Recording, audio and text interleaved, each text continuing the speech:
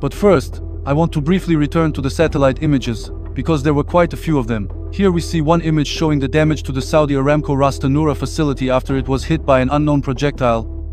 And here we see images showing the damage to the US base in Manama, Bahrain, as well as Ali Al Salem Air Base in Kuwait. In both cases, the damage appears to be limited.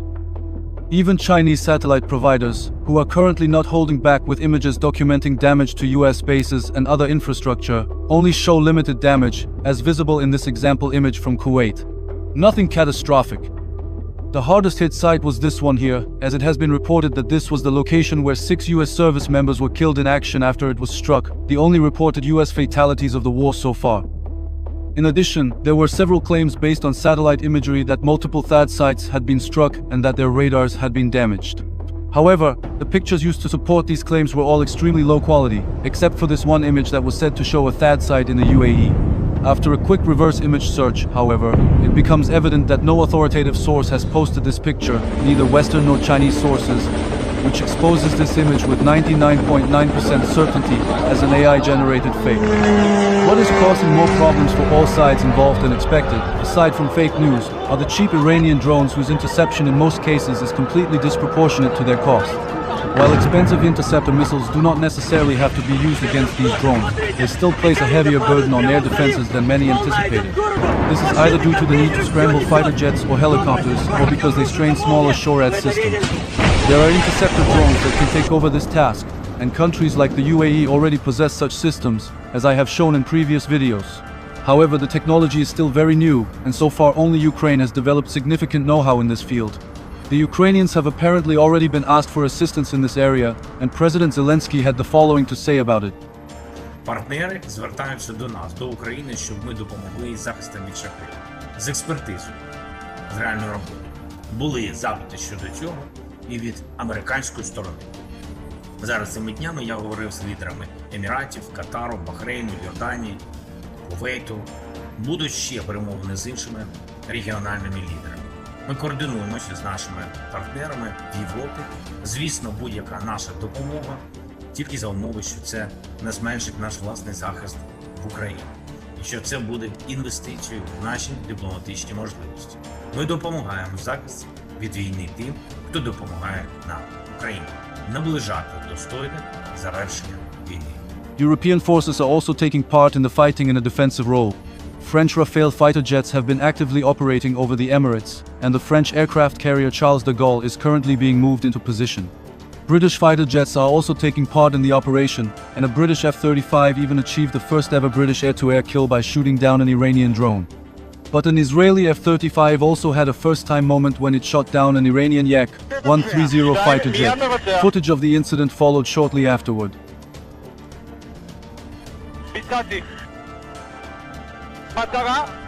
המטרה נפלה, להמשיך לתקיפה.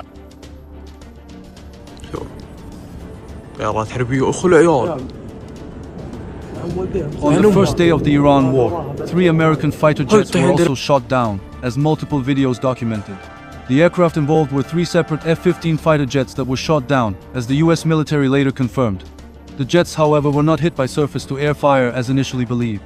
They were not even struck by Iranian interceptor missiles, but instead became the victims of a friendly fire incident involving the Kuwaiti Air Force, which accidentally shot down all 3 aircraft with air-to-air missiles. Apparently, the Kuwaiti jets involved were FA-18s that brought the 15s down. All US pilots were able to eject safely and are now safe.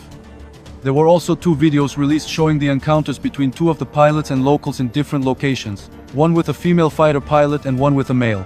The difference in how the pilots were received is quite hilarious in a good sense.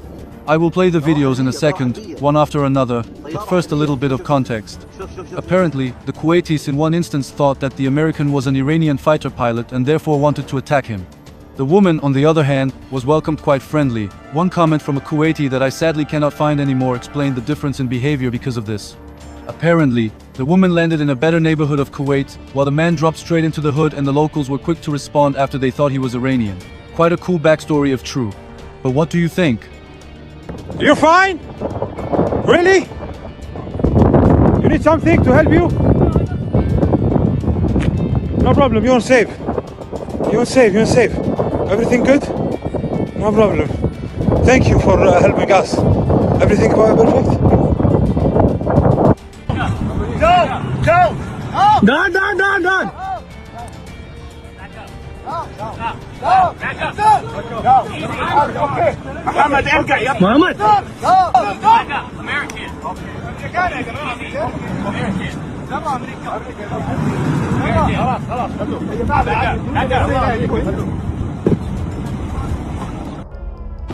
As part of Operation Epic Fury, the Americans have also deployed a number of new weapon systems.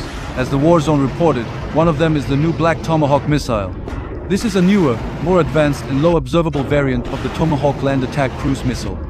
The other one is the Lucas one-way attack munition, essentially the American counterpart to the Shahed drone. One of these drones went down in Iraq, and the wreckage showed that it was equipped with a Starlink antenna.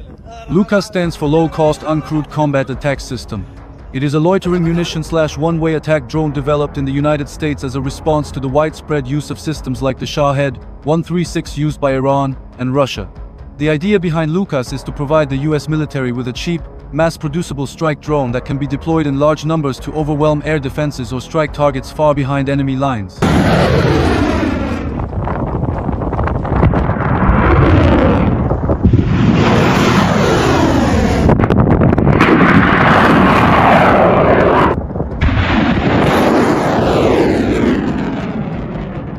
The third system is the new PRSM that gets fired here from a HIMARS missile launcher to strike targets in Iran.